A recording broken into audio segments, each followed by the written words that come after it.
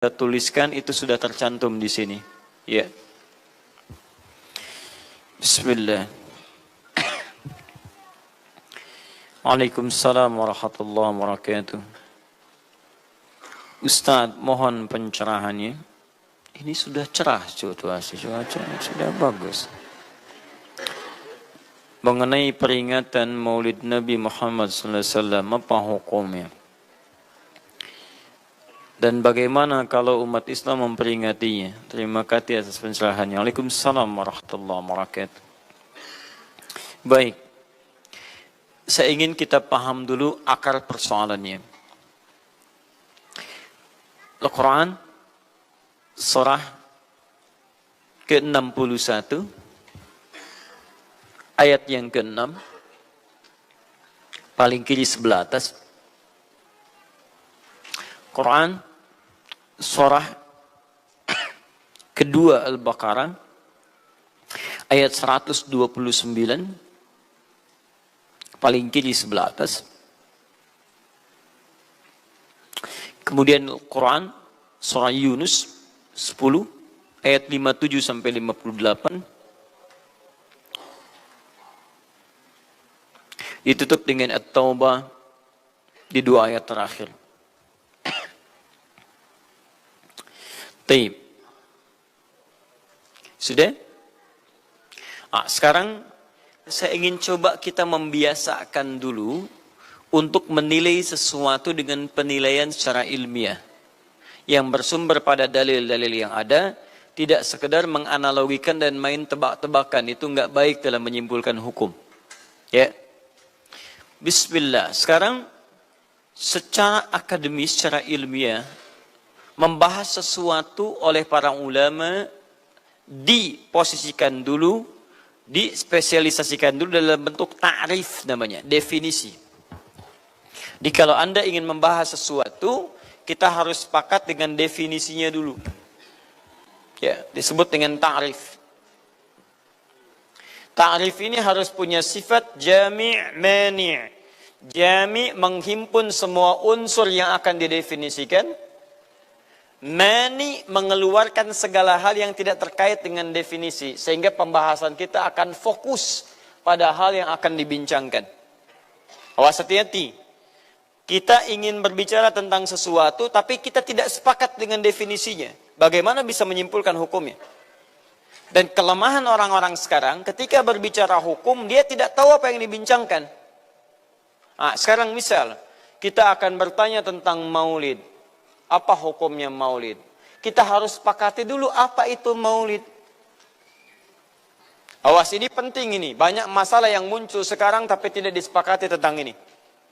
Banyak orang bahas tentang hukum musik. Hukum musik begini-begini. Begitu saya tanya apa itu musik, bingung dia jawab. Apa itu musik? Anda mesti sepakat dulu musik itu apa. Di zaman Nabi apa yang disebut dengan musik, zaman sekarang apa yang disebut dengan musik. Ketika Nabi menyampaikan hukum musik, apa yang dimaksudkan oleh musik di situ. Kalau antum paham tentang definisinya, maka keluarkan turunan hukumnya. Maka lebih mengerti di situ. Nah sekarang maulid, apa itu maulid? Sekarang begini, maulid atau maulud?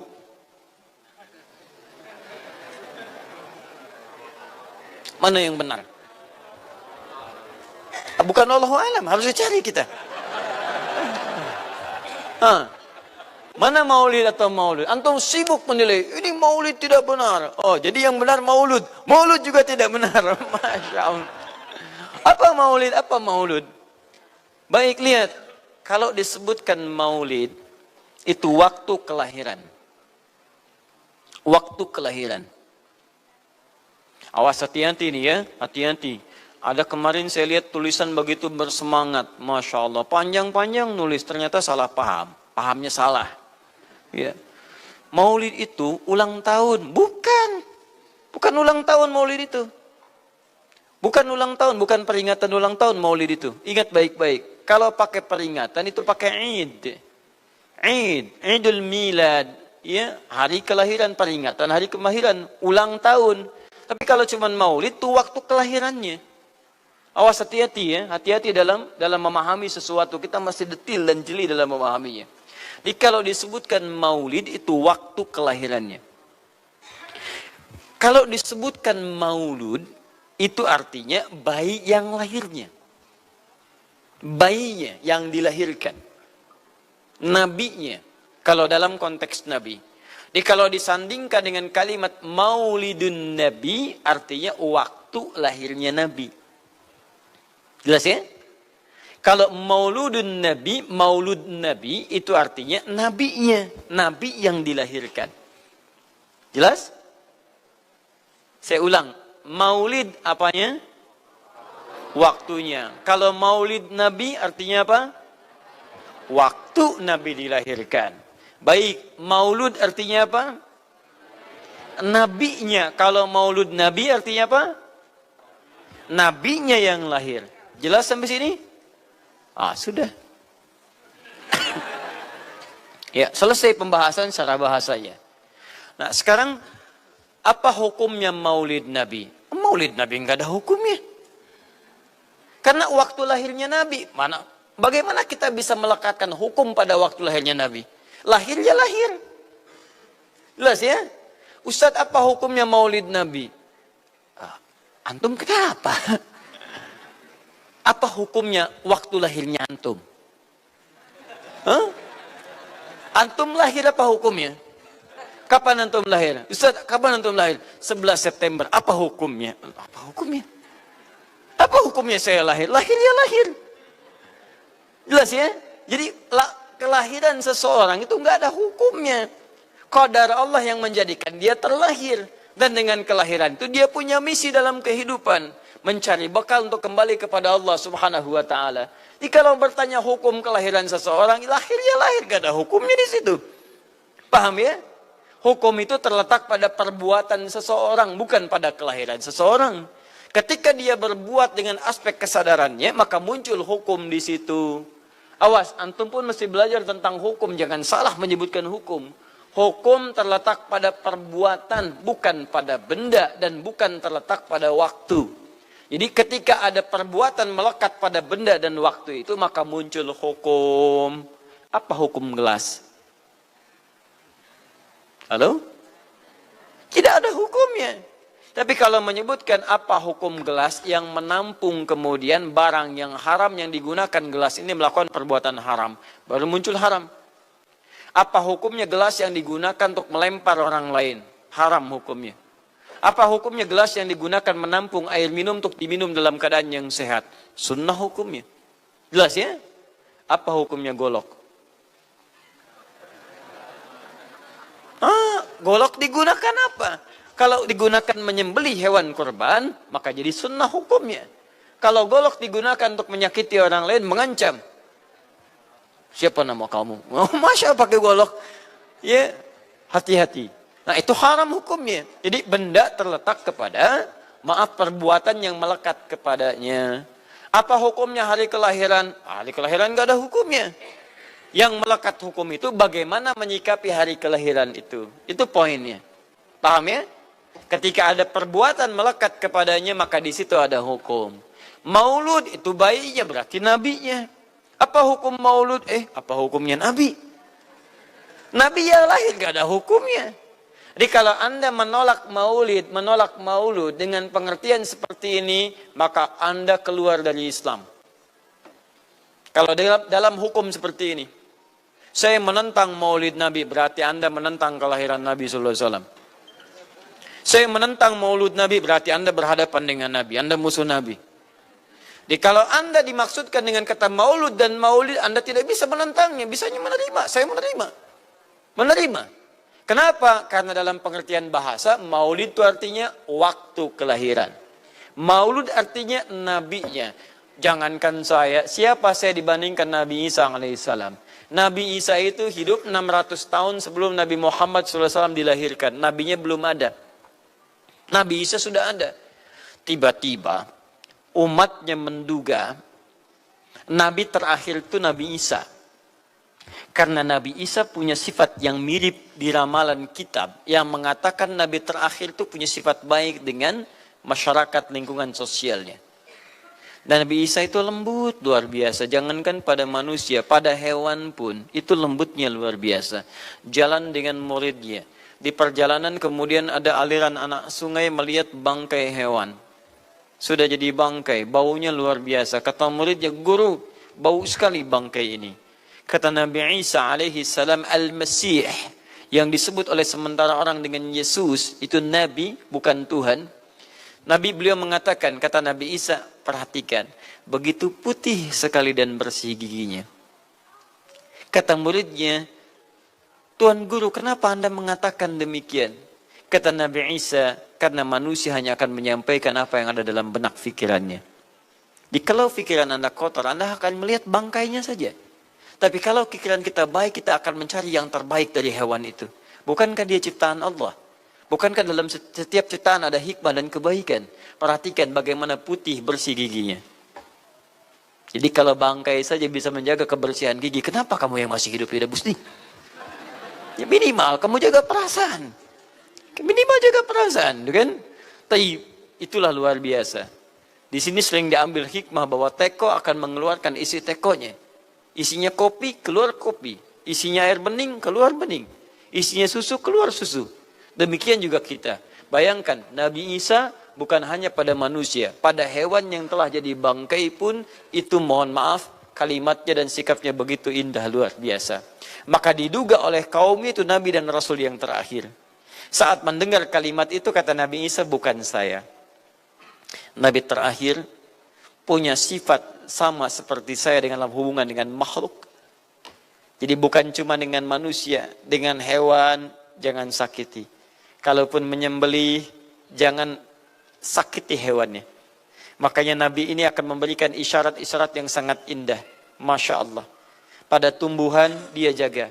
Tapi Nabi yang terakhir ini punya keunggulan yang tidak bisa disaingi oleh Nabi-Nabi lainnya. Apa itu? Ibu bapak sekalian, tingkat kedekatannya dengan Allah luar biasa. Ibadahnya luar biasa. Dalam bahasa Arab, tingkat kebaikan yang terkait dengan makhluk secara sosial, itu kalau satu kebaikannya disebut dengan Mahmud. Tapi kalau banyak kebaikannya disebut dengan Muhammad. Muhammad. Tapi kalau hubungan dengan Allah, ya dengan Khalik, kalau punya tingkat hubungan yang baik, satu sisi saja disebut Hamid namanya. Hamid. Antum rajin tahajud, tapi belum konsisten puasa sunnah. Maka antum namanya Hamid. Perempuannya Hamidah. Misal ada perempuan namanya Wanda, pakai Hamidah. Wanda Hamidah. Ya. Itu artinya yang dekat dengan Allah. Jadi kalau ada yang namanya Wanda Hamidah, jauh dari Allah. Ya. Kemudian pendapatnya menyimpang dari ketentuan Allah, mesti diingatkan. Anda Hamidah. Anda dekat dengan Allah, maka tidak layak mengeluarkan statement yang tidak sesuai dengan hukum-hukum Allah Subhanahu wa taala.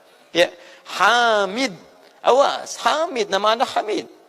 Misal namanya Fahmi, Masya Allah. Hamid Fahmi Zarkashi, Masya Allah. Itu artinya hubungan dekat dengan Allah Subhanahu wa taala. Perempuannya Hamid, laki-lakinya Hamid, perempuannya Hamidah, Masya Allah. Paham sampai sini? Kalau bentuk superlatif, banyak ibadahnya, tahajudnya, sedekahnya, puasanya, segalanya, maka Masya Allah berubah kalimatnya. Dari kata Hamid jadi Ahmad. Ahmad. Maka Nabi Isa tidak menyebutkan kalimat Muhammad, tapi menyebutkan kalimat Ahmad. Karena kalau disebutkan kalimat Muhammad, nilainya serupa dengan beliau. Punya nilai kebaikan yang sama. Nabi Isa baik pada hewan, Nabi Muhammad baik pada hewan. Kata Nabi, lihat, kalau Nabi Isa sudah jadi bangkai, Nabi Muhammad ketika hewan akan disembelih pun, disembelih, kata Nabi jangan sakiti dalam penyembelihannya. Tajamkan dulu pisaunya. Ketika menyembelih, jangan lakukan berkali-kali. Kata Nabi, tajamkan begitu anduk kemudian sembelih, seketika selesai. Cari urat yang membuat cepat darahnya keluar. Nabi itu. Dan dalam menajamkan itu, antum jangan memperlihatkan depan hewannya. Tidak boleh. Kandidat selanjutnya, siap-siap ya. Masya Allah, tidak boleh. Awas saat kurban tuh. Kadang suka lupa antum tuh. Ya dibawa sini, ini masih begini-begini tuh. Itu menyakiti hewan secara psikologis. Nggak boleh, nggak boleh. Ya, awas, ya, tayyib. Tumbuhan, lihat. Tumbuhan. Nggak boleh dalam keadaan perang. Perang itu kan luar biasa dahsyat. Emosi memuncak, segalanya ada. Tapi Nabi katakan, jangan rusak tanaman. Dahsyat. Cuma dalam Islam. Itu yang 212 tahun lalu itu, Masya Allah, nggak ada yang nginjak rumput, nggak nginjak macam-macam. Ya, itu yang kameramen yang nginjak rumput tuh. Ya, kameramen nginjak rumput tuh. Yang kameramen begitu diinjak, dimunculkan di media gitu kan. Wah, tapi lihat betapa rapi, bersih. Itulah Islam. Tapi jangan cuma 212 saja. Ya, 312, 412, 484 dan sebagainya. Jadi, semua yang ada setiap hari kita jaga. Ada tumbuhan, jaga. Yang praktekkan negara lain. Di New Zealand ada tumbuhan, antum sedang ngidam, papa pengen daun itu, tunggu sampai jatuh. Nggak bisa diambil. Begitu diambil, denda. Padahal yang punya teorinya Islam. Tapi hubungan dengan Allahnya itu bukan Muhammad, tapi Ahmad. Makanya Nabi Isa mengatakan, wa mubasysyara bi rasulin ya'ti min ba'di ismuhu Ahmad. Saya kasih kabar gembira. Rasul terakhir bukan saya, tapi seseorang yang nilai ibadahnya lebih daripada saya. Jaminan surganya sudah ada, bahkan turun surah kepadanya, inna a'tainakal kautsar. Dirinya dijaga dari kesalahan, maksum, sifatnya luar biasa baik, tapi itu tidak menghentikan dia untuk mendekat kepada Allah dengan sifat yang luar biasa. Kata Sayyidah Aisyah di Al-Bukhari, nomor hadis 2010 sampai 2012, ya Rasulullah, alam takun ma'suban, alam takut mazmunan, lima hakadha. Kenapa sampai bengkak-bengkak begini Anda tahajud? Bukankah Anda dijamin masuk surga? Dijaga dari kesalahan. Apa kata Nabi? Afala akunu abdan syakura. Apa aku nggak boleh jadi hamba yang bersyukur kepada nikmatnya Allah subhanahu wa ta'ala. Tahajudnya sampai bengkak. Nabi, Rasul, ahli surga. Dijaga dari kesalahan. Tidak ada hisabnya. Masih mau tahajud sampai bengkak kakinya. Ditanya oleh istrinya, kenapa sampai begini? Kata beliau, ringan saja. Enggak boleh aku bersyukur. Masya Allah, ada orang Nabi bukan, Rasul bukan. Surga belum ada jaminan. Amal berantakan, hisab menegangkan. Masya Allah, bangun mata bengkak. Kaki biasa. Tahajud tidak, subuh lewat. Masya Allah. Cita-cita surga Firdaus. Luar biasa. Makanya Nabi Isa mengatakan Ahmad bukan Muhammad. Dan ini bukan isyarat Nabi baru, karena nama yang melekat pada Nabi terakhir semuanya sifat, bukan nama zat. Ini bukan melegalkan ada seorang bernama Nabi baru datang kemudian namanya Ahmad, bukan. Kata Nabi, saya Nabi terakhir, la Nabi ya ba'di, nggak ada Nabi setelah saya. Jadi nggak ada istilah Ahmadi, pengikut Ahmad nggak ada. Ya, dalam arti pengikut Nabi Muhammad sallallahu alaihi wasallam. Yang jadi clue persoalan kita terkait dengan pertanyaan ini, Anda bisa bayangkan, Nabi Isa 600 tahun sebelum lahirnya Nabi Muhammad SAW. Perhatikan, ikutan bahagia dengan kelahiran Nabi. Sampai kebahagiaannya diungkapkan pada umatnya. Saya kasih kabar gembira ya, nggak mungkin orang kasih kabar gembira perasaannya sedih. Kenapa saya kasih kabar gembira? Nggak ada. Kasih kabar gembira itu dalam keadaan bahagia hatinya. Kalaupun menangis, tangisan kebahagiaan. Anda bisa bayangkan, Nabi, Rasul, mukjizatnya hebat. Sekali usap, penyakit sembuh. Menghidupkan orang mati, keduanya dengan izin Allah subhanahu wa ta'ala. Bahagia dengan kelahiran Rasul sallallahu alaihi wasallam. Antum Nabi bukan, Rasul bukan. Maaf, tidak punya mukjizat seperti Nabi Isa. Mayat dipanggil-panggil nggak bangun, diusap penyakit makin sakit. Tuh, lalu antum tidak bahagia dengan kelahiran Nabi, antum siapa? Nabi Isa aja bahagia, masa antum bukan Nabi tidak bahagia? Dan hebatnya, ada orang bisa bahagia, nabinya belum lahir. Biasanya sifat bahagia dalam kelahiran itu setelah bayinya lahir, bukan sebelum lahir. Alhamdulillah, alhamdulillah. Akhi, kenapa antum? Alhamdulillah, saya punya anak laki-laki namanya Abdurrahman. Kapan? Nanti setelah menikah. Ini Masya Allah. Nikah aja belum, kenapa bisa memberikan kabar gembira? Antum kenapa, akhi? Itu lihat, akhi boy tiba-tiba seperti itu. Orang bingung. Akan bubar pengajian kalau ustadznya begitu. Ya. Jadi mustahil ada orang memberikan kabar gembira ketika bayinya belum lahir. Tapi kemuliaan Nabi Muhammad sallallahu alaihi wasallam menjadikan seorang Nabi Isa belum lahir, nabinya sudah merasakan gembira dan memberikan kebahagiaan pada umatnya. Kalau bukan Nabi Muhammad, mustahil. Ada kemuliaan tersendiri bagi Nabi Muhammad SAW. Setiap Rasul menantikannya. Nabi Isa menantikan, masa antum tidak menantikan itu? Jadi kalau ada orang menolak maulid dalam arti waktu kelahirannya, maka dia telah ingkar pada Nabi Muhammad SAW. Maulud Nabi Ibrahim alaihissalam. Antum kenal Nabi Ibrahim? Oh, Masya Allah. Luar biasa.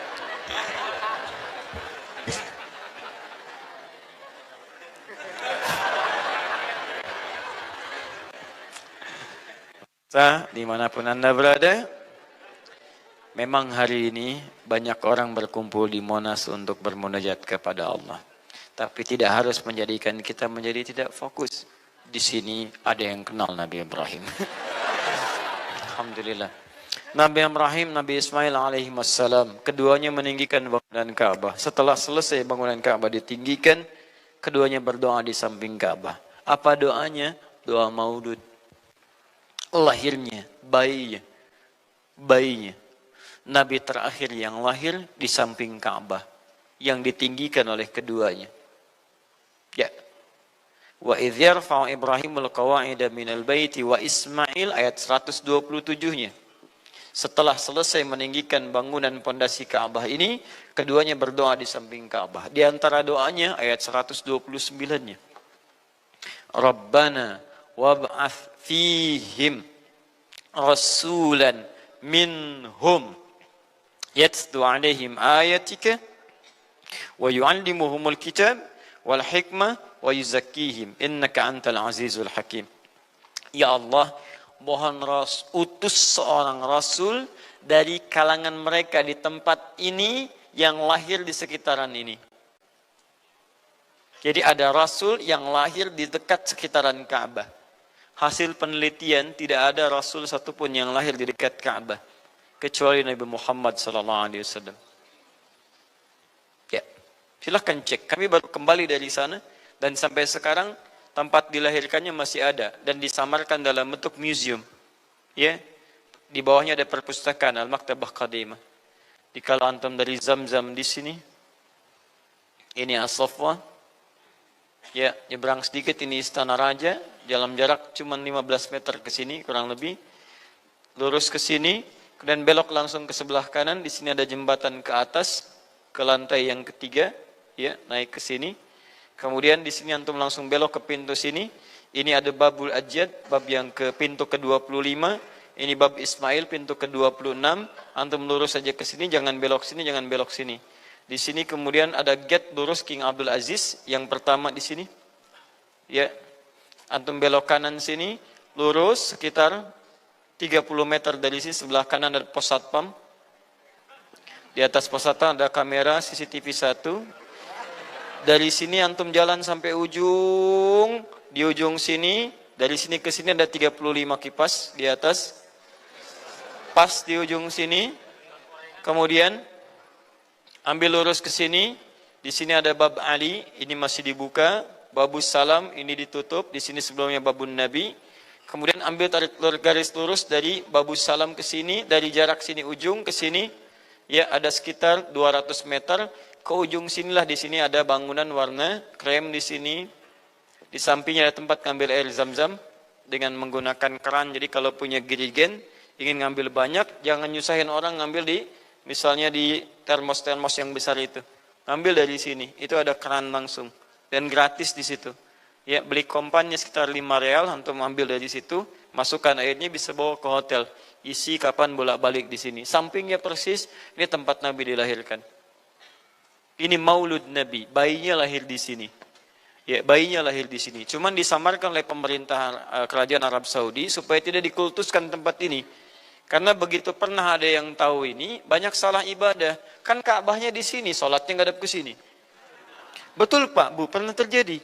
Makanya kalau antum lihat, dari ujung saya sudah kelihatan. Dari ujung sudah ada di sini warna biru.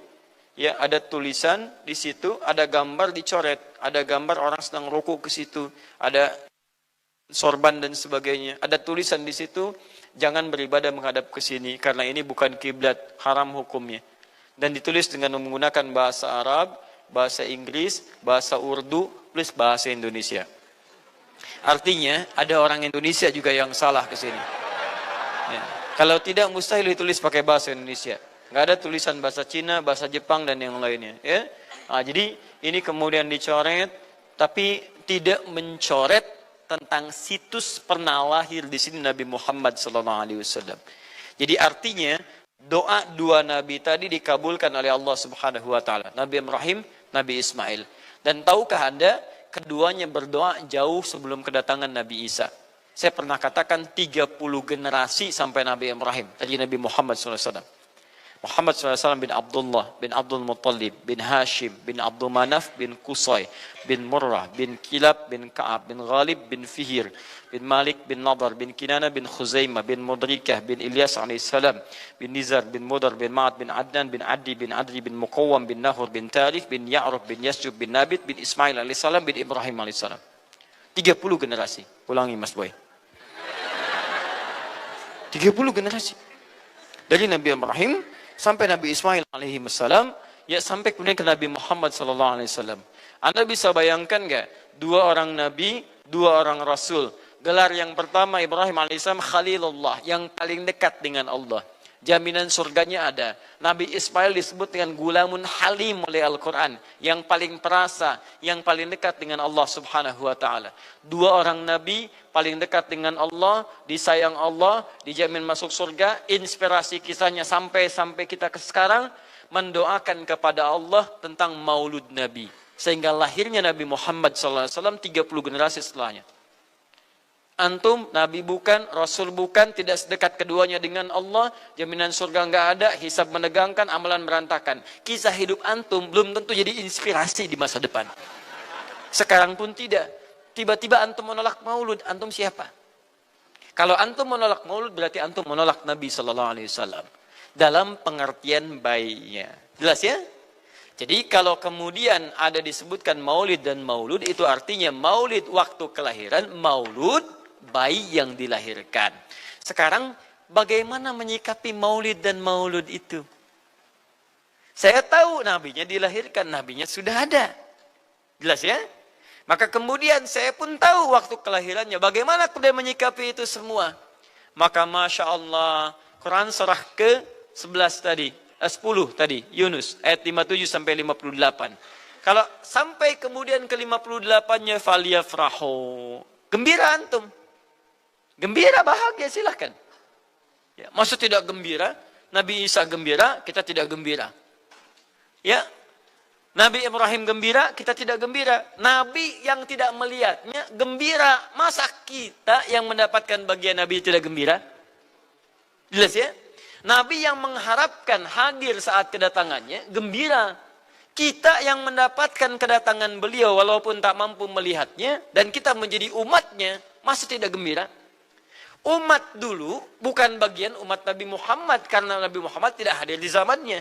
Gembira dengan berita kedatangan Nabi Muhammad padahal nabinya belum datang. Masa kita yang jadi umatnya yang nabinya telah kemudian kita dapati walaupun tidak melihatnya, masa kita tidak ikutan gembira? Maka pertama kita mesti gembira. Maka yang kedua, bagaimana mengekspresikan kegembiraan itu? Maka contoh-contoh dari Nabi SAW, bagaimana mengekspresikan kegembiraan-kegembiraan dengan Nabi SAW itu, pertama Nabi sendiri menyikapi hari kelahirannya dengan berpuasa. Di hari Senin. Jelas ya? Ini bagi Nabi sendiri pribadinya. Nanti jadi hukum untuk kita. Maaf saya akan tafsirkan lebih luas karena ini jadi hukum-hukum turunan. Ketika Nabi puasa di hari Senin ditanya, ya Rasulullah kenapa engkau puasa? Kata Nabi, dzaka yauma wulidtu, bima makna. Ini adalah hari aku dilahirkan. Hari aku dilahirkan. Jadi ini hukum kelahiran. Kalau antum misalnya masuk pada hari dilahirkan, boleh antum ikuti sunnah Nabi SAW. Apa sunnahnya? Puasa. Puasa. Kenapa puasa? Nabi SAW mencontohkan puasa. Hari Senin beliau puasa. Ketika antum puasa Senin, bukan cuma puasa sunnah, tapi ada nilai di situ. Nah, kalau hari lahirnya antum bertepatan dengan hari yang tidak diperkenankan puasa, seperti Jumat misalnya, hari kita bahagia, maka kata para ulama, ambil hikmah dari nilai puasa itu.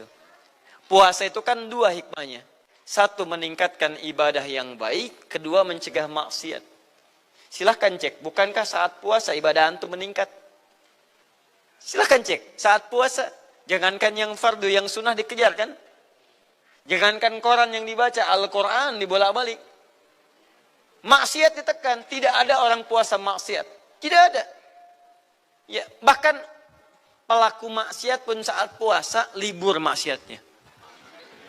Minimal takut batal puasanya. Jangankan maksiat, maaf, mencela orang pun dia tahan. Berdusta dia tahan. Jam 5 bu, tinggal 1 jam mau buka. Dicela orang habis-habisan. Oh, nggak balas dia. Kenapa nggak balas? Kan biasanya antum keras. Habis maghrib. Oh, habis maghrib. Luar biasa. Habis maghrib tuh. Begitu maghrib lupa. Habis maghrib lupa. Ya, kenapa? Dia jaga.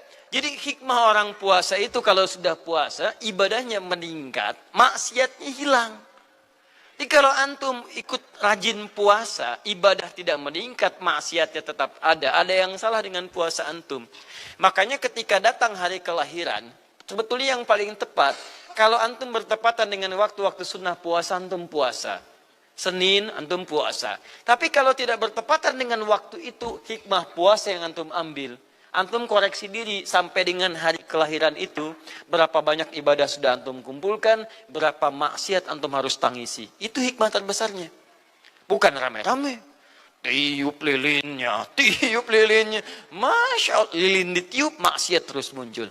Apa faedahnya? Kasihan lilin tuh, udah dibakar, ditiup, dengan antum yang salah. Paham ya teman-teman sekalian? Nah, sekarang bagaimana para sahabat menyikapi kelahiran Nabi sallallahu alaihi wasallam, kedatangan Nabi sallallahu alaihi wasallam, dan menyikapi keberadaan Nabi sallallahu alaihi wasallam.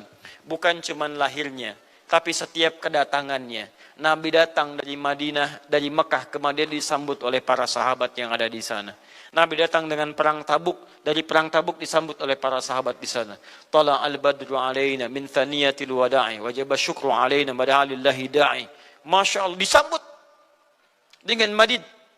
Bukti kesenangan mereka kepada Nabi sallallahu alaihi wasallam.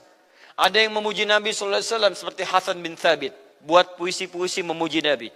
Seperti Zuhair bin Abi Salma, tadinya musuh Nabi, begitu masuk Islam memuji Nabi sallallahu alaihi wasallam. Ada yang lagi kemudian menghormati Nabi dengan kedatangannya, dengan mengikuti Nabi kemanapun.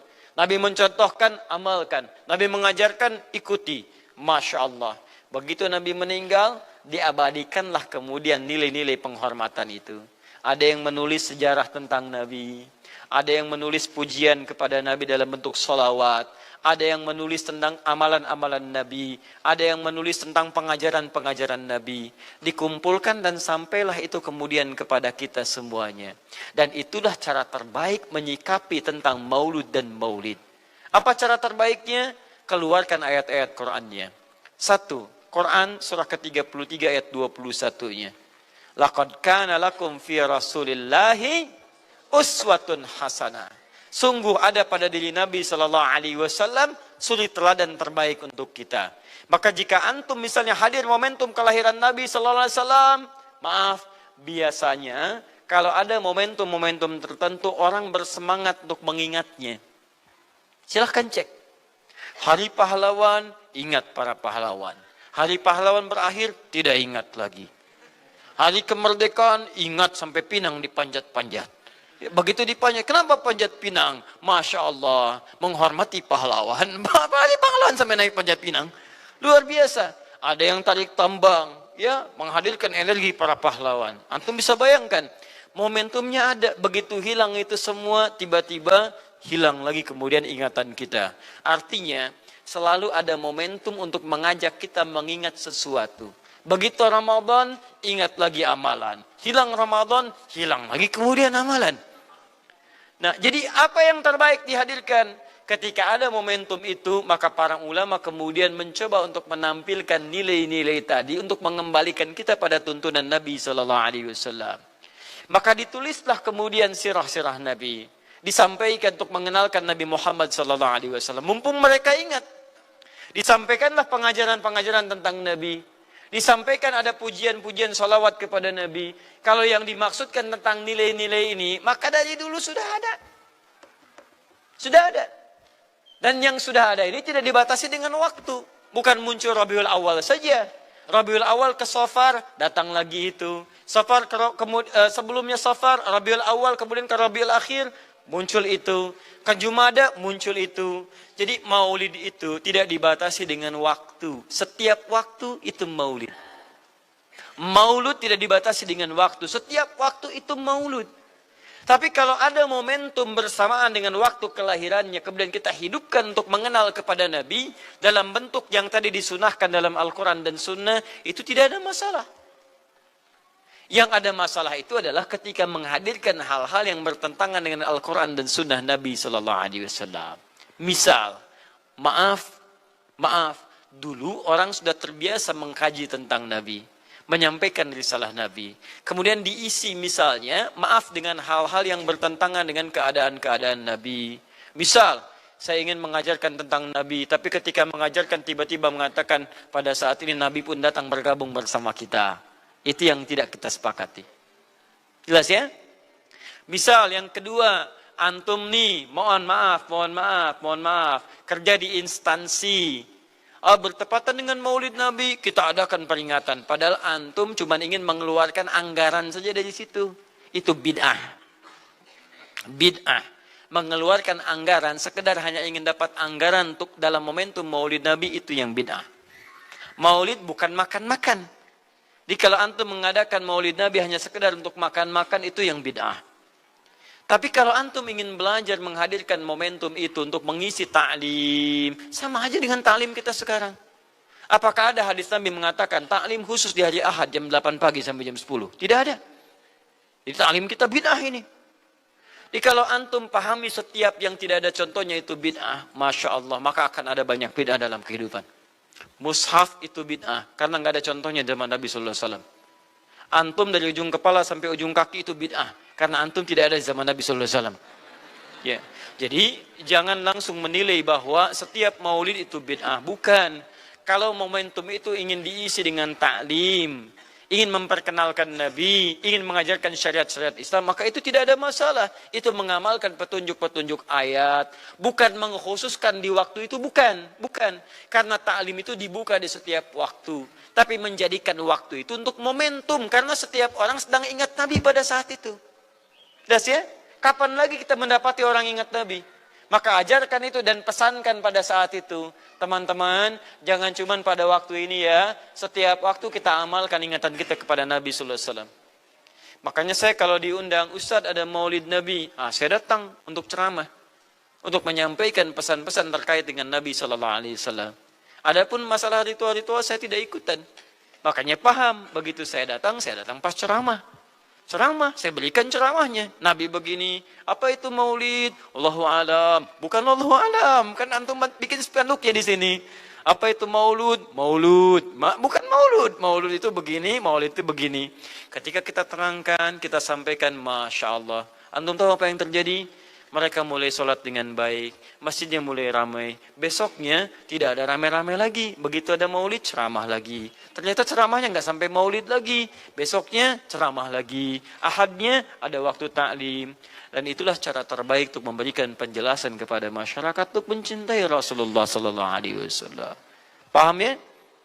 Jangan seketika, ini maulid bid'ah, Masya Allah. Antum tuh bid'ah dari kepala sampai kaki.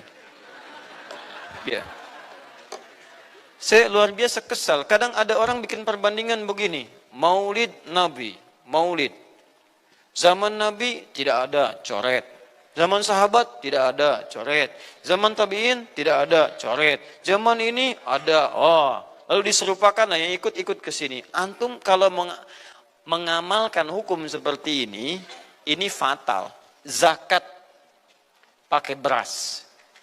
Zaman Nabi coret, zaman sahabat coret, ya, zaman tabiin coret, zaman ulama coret, zaman antum ada bid'ah antum.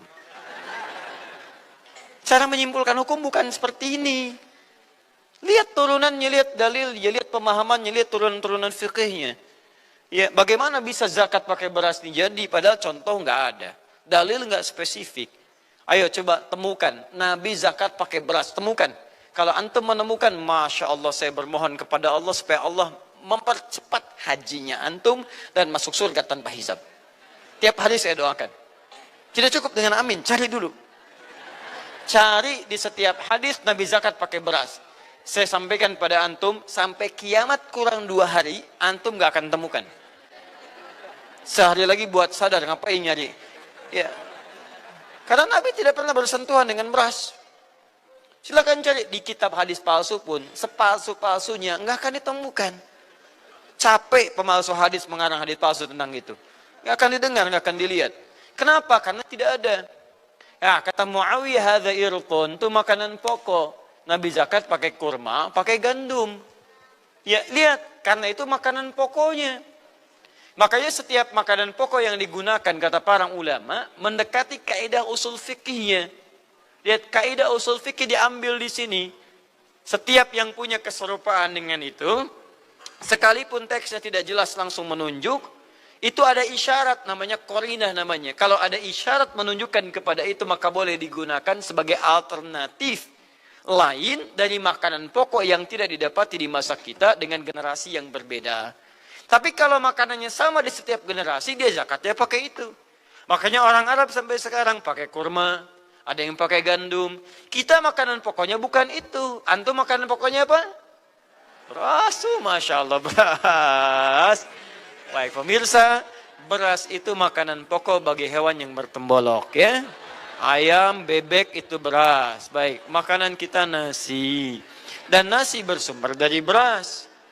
Baik, nasi bersumber dari beras. Jadi kalau kita ingin zakat pakai beras, boleh tidak? Nah, lihat bagaimana cara pendekatannya. Dalil belum ditemukan aslinya. Seperti maulid tadi, menyikapi dengan taklim macam-macam, nggak ada nas aslinya. Tapi korinahnya ditemukan, sama-sama makanan pokok, sama-sama taklim, sama-sama meminta untuk ikut ajaran, sama-sama mereka ingat tentang Nabi SAW. Maka semua hukum itu kita terapkan, jadilah hukum terapan dalam kehidupan kita. Paham? Dan itu tidak disebut dengan bid'ah. Jelas ya? Bid'ah. Alhamdulillah. Tapi kalau yang rame-rame tadi, yang tidak jelas ya, hanya menghabiskan anggaran, makan-makan tidak karuan, meyakini ini itu dan sebagainya, saya tidak sepakat dengan itu. Saya tidak sepakat.